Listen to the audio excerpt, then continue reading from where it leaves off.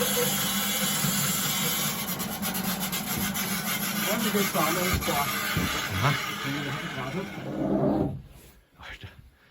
Gewaltige Schmarrn drauf. Ja, warte, ich mach mal Stopp. Also.